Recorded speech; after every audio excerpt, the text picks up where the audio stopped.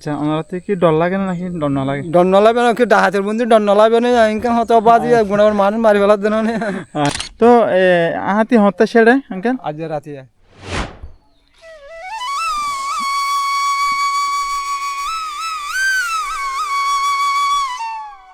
আসসালামু আলাইকুম। আজকে আমরা যাচ্ছি এমন একটি জায়গায় যেখানে রয়েছে ভয়, আতঙ্ক এবং ডাকাতের ভয়। এটা একেবারে পাহাড়ি এলাকা। আমাদের গ্রামের পূর্ব পাশে। প্রথমে আমি আপনাদেরকে পরিচয়টা দিয়ে নিই। এই জায়গাটি হচ্ছে কক্সবাজার জেলার অন্তর্গত হোয়াইটকিং ইউনিয়নের টেকনাফ থানার অধীনস্থ 5 নম্বর ওয়ার্ড নামক নয়াপাড়া এলাকা। তো আমরা এই এলাকার আজকে যে এখানে মানুষেরা এত আতঙ্কতে কেন রয়েছে, এখানে সাধারণ যে কৃষক রয়েছে সেই কৃষকরা কেন এত তারা কষ্ট পাচ্ছে এবং তাদের কেন ভয় হচ্ছে। এখানকার মানুষ সময় এমন শান্তি পরিবেশ ছিল যে তারা পাহাড়ি লাকড়ি কেটে পাহাড়ে চাষ করে এবং জায়গা জমিতে তারা ফসলাদি ফেলে তারা একসময় খুবই শান্তি ছিল। এখন তাদের সেই শান্তি, সেই ঘুম এখন তাদের হারাম হয়ে গেছে। কেন সেটা হয়েছে আমরা আজকে ভিডিওতে তুলে ধরবো। এখানে মূল কথা হচ্ছে গিয়ে যারা পাহাড়ি এলাকাতে এখানকার যে পাহাড়ের সামনে যে আমরা যেখানে যাচ্ছি আর কি, সেখানে আসলে সন্ত্রাসী ডাকাত এবং তারা কিছু ছিনতাইকারী দল সেখানে রয়েছে পাহাড়ের মধ্যে। তো চাষিরা যখন এই জায়গাতে পাহাড়ে এসে যখন শ্বাস করতে যায় তখন চাষিদেরকে তারা আক্রমণ করে এবং আটক করে। অ্যাটাক করার পরে তারা মুক্তি দাবি করে যে 4 লক্ষ টাকা 5 লক্ষ টাকা সেরকম টাকা তারা মুক্তিপণ দাবি করে। সাধারণ কৃষকের সেই টাকা দিয়ে আসা কোনোভাবে পসিবল হয় না। অনেকের সেখানে ঝুঁকি রয়েছে, মৃত্যুও হয়েছে অনেকের। তো আমরা আজকের ভিডিওতে সেগুলো তুলে ধরবো। তো আমাদের জন্য দোয়া করবেন। আমরা ইনশাল্লাহ পাহাড়ে যাচ্ছি। তো হেঁটে হেঁটে এখন সেই রাস্তাতেই আছি। এখানে এখন বাজে সকাল 7টা এবং হালকা সূর্য উদয় হচ্ছে এবং আমরা চিন্তা করতেছি আমরা 3 জন রয়েছি সাথে। আমরা 3 জন মিলে ইনশাল্লাহ পাহাড়ে চূড়ায় যাব এবং সেখানে আপনাদেরকে দেখাবো বিভিন্ন ধরনের তাদের স্থান। যদি দেখতে পাই দেখাবো, না হলে আমরা পাহাড়গুলো দেখাবো এবং আমরা সেইখানে পূর্বের যে অবস্থা, বর্তমান কী অবস্থা সেটা তুলে ধরবো। দোয়া করবেন ইনশাল্লাহ। অনেকটা বই কাজ করতেছে আমাদের। তারপরে আমরা চেষ্টা করতেছি আমাদের গ্রামে এই যে একটা অবস্থা কেন হচ্ছে এবং মানুষ কেন এটা নিয়ে চিন্তা করতেছে না। এটা পূর্বে থেকে আসতেছে 2017 সাল থেকেই, যখন থেকে আমাদের এই বাংলাদেশে কক্সবাজার জেলাতে রোহিঙ্গা জনগোষ্ঠীরা যখন আসে তখন থেকেই মূলত এই প্রবলেমটা আমাদের এখানে শুরু হয়েছে। তো আমরা একটু পরে আমি আপনাদেরকে একটু সামনে দেখাই। এই যে দেখতে পাচ্ছেন এগুলো হচ্ছে পাহাড়ি পথ। এখানে এখনও কোনো ধরনের লোকজন আসে নাই এবং আগে যে লোকজন এখানে ছিল, তো আমরা সামনে আরও পথ বাকি আছে, সেখানে গেলে আপনাদেরকে দেখাবো সেখানকার পরিস্থিতি। আর এখানে কোন একটা আওয়াজ হলে আমাদের লাগতেছে ভয়, কারণ জঙ্গলের মধ্যে জুপে যাবে তারা লুকিয়ে থাকে সেই জন্য। ঠিক আছে, এখানে অনেকটাই জুপ রয়েছে, যে জুপের মধ্যে থাকতে পারে অথবা নাও থাকতে পারে। সেরকম একটা ভয় আতঙ্ক কাজ করতেছে আমাদের। সামনে গেলে আপনারা দেখতে পারবেন কীরকম একটা জঙ্গলে আমরা আছি। এই খড়গুলো হচ্ছে আমরা এই সাধারণত ঘর বাড়িতে আমরা ছালের মধ্যে লাগিয়ে থাকি আর কি। অনেকটাই পাহাড়ের চূড়ায় আছি, একটু খেয়াল করে দেখুন। ওই যে এগুলো সব পাহাড়, নিচে আমরা একটু চূড়াতে আছি আর কি, পাহাড়ের একটু উচ্চ পদে আছি। নিচে যেগুলো দেখতে পাচ্ছেন সবগুলো পাহাড়ের নিচে। সামনে অবস্থান করতে যাচ্ছি। ওই যে বড় বড় যে পাহাড়গুলো আছে সেগুলো আপনাদেরকে দেখাবো। ক্যামেরাতে কতটুকু দেখা যাচ্ছে জানি না।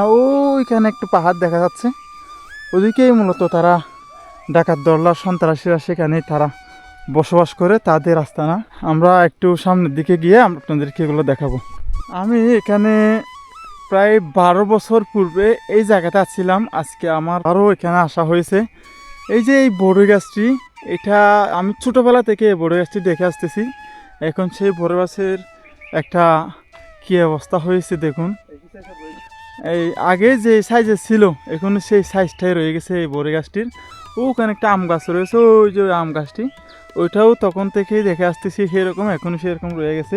আসলে প্রকৃতি আমাদের মাঝে এখনও বেঁচে আছে, কিন্তু আমরা মানুষের আমাদের এটা পরিবর্তন হয়ে যাচ্ছে।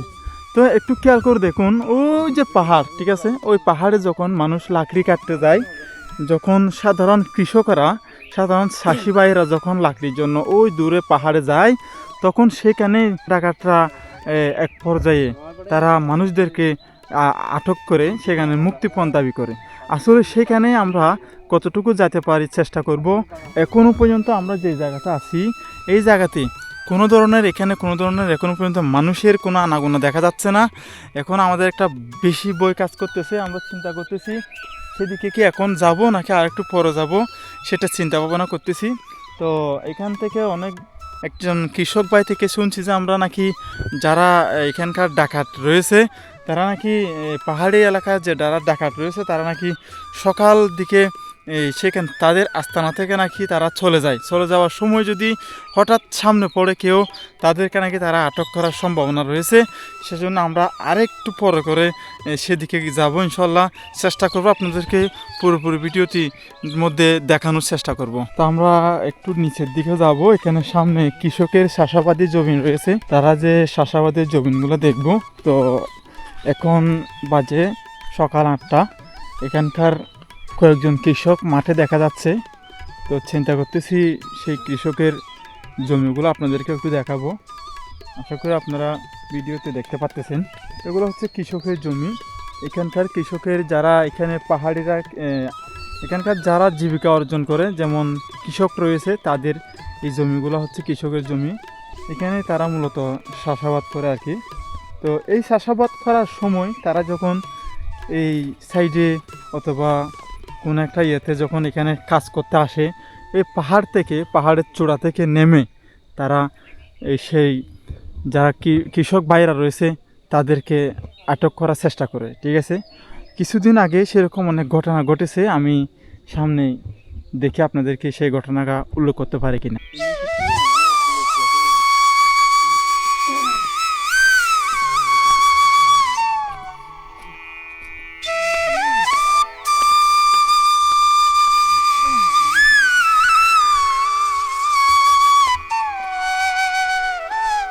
তো আমরা আস্তে আস্তে আসলে এখানে সামনে দেখতে পাচ্ছি একটা ছোট্ট একটা সাঁকো রয়েছে, সাঁকোটা পার হব।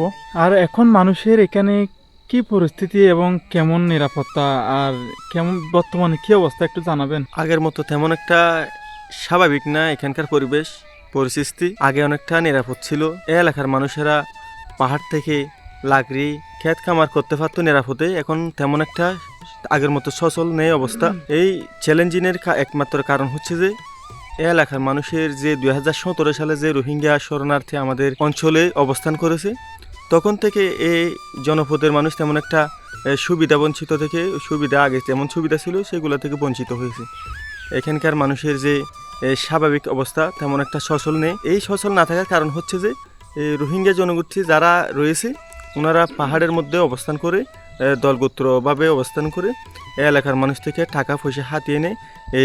তেমন একটা টাকা পয়সা হাতিয়ে নেয় বলতে, মানুষ যখন পাহাড়ে আসে কাজে কর্মে তখন এই রোহিঙ্গা সন্ত্রাসী যারা আছে দলগোত্রভাবে বেঁধে এখানে মানুষ থেকে যারা আসবে তাদেরকে ধরে একজন থেকে 20,000, 20 লক্ষ, 5 লক্ষ এরকম টাকা দিতে না পারলে অনেক সময় জীবনের একটা মায়া চলে যায়, ঝুঁকি থাকে, মানুষ মেরে ফেলে। না, আমি শুনছি যে এই গ্রামেও নাকি 3জন নাকি 4জন থেকে অলরেডি টাকা নেওয়া হয়েছে পাহাড়ে আটকিয়ে রেখে। তারা গেছে পাহাড়ে গরুর জন্য, সেখানে যে গরু আছে সেই গরু পাহাড়ে তুলে দিয়েছিল, তো তখন আনতে গেছিল আর তখন তাদের থেকেও নাকি একটা মুক্তিপণ দাবি করা হয়েছে। সেটা কি সঠিক? হ্যাঁ, এটা সঠিক, এটা আমিও শুনেছি। এটা আসলে শুনেছি বলতে অনেকটা মারধর করেছে, ওনাকে মারধর করেছে। এখানে আরও অনেক ঘটনা ঘটেছে ওইরকমই। এবং আমাদের এলাকার যে পার্শ্ববর্তী এলাকাগুলো রয়েছে ওইখান থেকেও এরকম অনেকটা ঘটনা শুনেছি। এগুলো আসলে সব কিছু বাস্তবমুখী কথা, চিরন্ত সত্য বলতে গেলে। অলরেডি এখানকার একটা জানতে পারছি যে এখানে যে পূর্বে যারা ডাকাতি করেছিল যাদের থেকে টাকা নিয়েছিল সেটা আসলে সঠিক, আর সেটা এই গ্রামে ঘটেছে। গাইস, আজকে আমরা এখানে আসার পরে এখানকার যে কৃষক রয়েছে সেই কৃষকের সাথে একটু কথা বলবো। সে আমাদের আঞ্চলিক ভাষাতেই বলতে হবে, কিছু মাইন্ড করবেন না। তো আজি অনশিকিস বিনা সময় আগে কেড়ে আসছি তো কটা বাজে আসুন? 6টা বাজে। 6টা বাজে? মাশাআল্লাহ, তাহলে তো আমাদের অনেক আগে চলে আসছেন। তো এরে আজি পরিস্থিতি কেন? আতিয়ে বেশি দুর্বত কেছি তো সব নষ্ট করে দিয়ে তো আচ্ছা, এখানে আমরা শুনতে পাচ্ছি যে হাতি আসছে পাহাড় থেকে, হাতি আসার পরে এখানে কেতি কলা নষ্ট করেছে, সেটা শুনতে পাচ্ছি। আর আচ্ছা, আগে যে এটা ডেহাটা করা ছিল, ডেহাট কি এটা আইয়ে না নাকি নয়?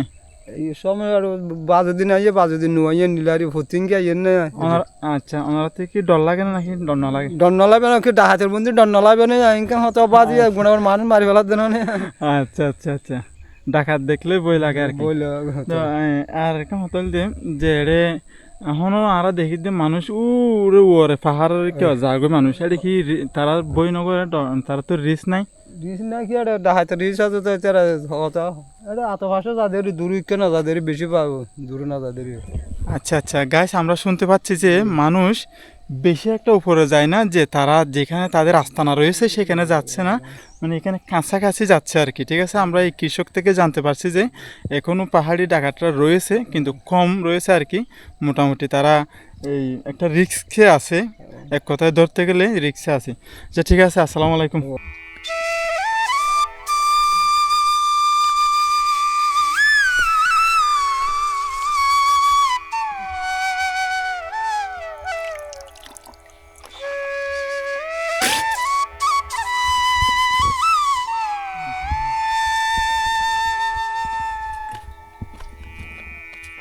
তো আমরা আসা মাত্রই এখানকার যে শাসি রয়েছে, একজন শাসির তার কষ্ট দেখে আমাদের অনেকটাই আশ্চর্য লাগতেছে, যে তিনি সকাল সকাল নাকি চলে যাচ্ছে হাতির শুনে।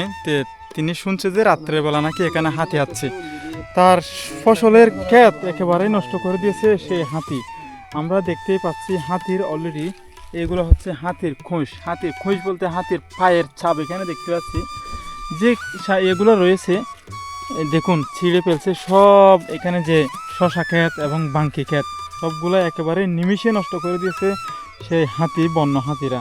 তো এখানে আরও অনেক শশা বা ফসল নষ্ট করে দিয়েছে। দেখুন এখানে যে ফুল পলাদি সবগুলা একেবারেই চ্যাপ্টা করে দিয়েছে হাতি। তো আসলে দেখুন এখানে দেখুন আমরা দেখতে পাচ্ছি তার যে শশা, এটা কি বাঙ্কি, যে বাঙ্কির যে ইয়েটা রয়েছে সেটা একটু খেয়াল করে দেখুন, ব্যাঙ্গে চুরমার করে দিয়েছে। আসলে এই জিনিসগুলো দেখলে একজন কৃষকের তার মুখের দিকে তাকানো যাচ্ছে না, যে কি একটা অবস্থাতে সে রয়েছে, যে একটা ঝুঁকিতে রয়েছে, তার যে একটা খরচ হয়েছে এখানে, যে টাকাটা তার খরচ হয়েছে, আমরা সেই খরচটা আসলে সে কীভাবে দিবে? এই জমিটা নাকি সেই অন্যজন থেকে নিয়ে করতেছে, আবার তাকেও কিছু টাকা দিতে হবে। আবার সেই রাত্রেবেলা এই পাহাড় থেকে হাতি নেমে এসে আবার এখানে দেখতে পাচ্ছি যে এখানে তার ফসলগুলো একেবারেই শেষ করে দিয়েছে। সে কত দিন থেকে কত মাস ধরে সে এখানে তার জমিগুলা তার এখানে কাজ করতেছে মাঠে। আসলে সেটা আমরা একটু চিন্তা করে দেখুন, এখানে যদি এরকম হয়, তার জমি যদি একেবারে এরকম নষ্ট করে ফেলি, আসলে এখানে আমাদের চোখের পানি ধরে রাখতে পারতেছি না সেরকম। কারণ আমরা আছি সকাল 5টা থেকে আমরা এদিকে রওনা দিছি, তাকে এখানে দেখতে পেয়েছি, সেই কিভাবে তার এটা দেখবে সেই কিছুই বুঝে আসতে পারতেছে না। দেখুন আসলে এখানে একটা কারণ, আমি সেটা আপনাদেরকে বলি, জাস্ট একটাই কারণ হচ্ছে সেই শুধুমাত্র যারা যে ডাকাতের বই সেই রাত্রে পাহারা দিতে পারে নাই এই জমি। আসলে সেই জন্যই মূলত এখানে এভাবেই করে হাতির দল নেমে এসে একসাথে নাকি 8-9টা হাতি এসে এখানে করতেছে। আমি ক্যামেরা দিয়ে ভিডিও করার সময় সে কৃষক, যিনি কৃষক রয়েছে, সে আসলে আমাকে ডেকে বলতেছে যে ভাই আমার জমিটা, আমার ফসলগুলো আসলে কী রকম একটা অবস্থা করেছে, একটু খেয়াল করে দেখুন। দেখুন কৃষকের হাতের যে একটা সে আমাকে দেখাচ্ছে যে তার যে চাষাবাদের যে এগুলো ছিল, ফসল ছিল, সব ফসলের একেবারেই নষ্ট করে দিয়েছে। আমরা সেটা এখানে দেখতে পাচ্ছি, সে আমাদেরকে এভাবেই করে দেখাচ্ছে। আসলে আমরা যদি আসলে আমাদের কোনো যদি সামর্থ্য আমাদের চ্যানেল থেকে যদি এই ভিডিওতে যদি আমরা কোনো ধরনের আপনার সহযোগিতা আপনাদের পাই, সামর্থ্য পাই, আপনারা অবশ্যই আমাদের এই ভিডিওটা শেয়ার করে দিবেন, যাতে করে আমরা কিছু উপার্জন সে কৃষকের সে চাষিকে আমরা দিতে পারি। কোন মরিচের যে ইয়েগুলো রয়েছে আমরা এখানে মাটির মধ্যে পড়ে গেছে সেরকমভাবে দেখতে পাচ্ছি, একটু খেয়াল করে দেখুন মাটিতেই পড়ে আছে সেই কৃষকের এই মরিচ এবং বিভিন্ন ধরনের ফসলাদিগুলো। যদি প্রশাসন এগুলো না দেখে পাহাড়ে গরিব দুঃখী মানুষগুলো কীভাবে চলবে, এখানকার মানুষগুলা জীবন কিভাবে সামনে এগিয়ে যাবে, সেটা তো আমাদের জন্য দুঃখজনক। আমাদের সামনের দিনগুলো কি হবে হ্যাঁ সেটা সরকারের একটু ভেবে দেখার উচিত। আমাদের এইখানকার কক্সবাজার ডিস্ট্রিক্টের মানুষের জন্য এটা অনেকটা দুঃখের বিষয়।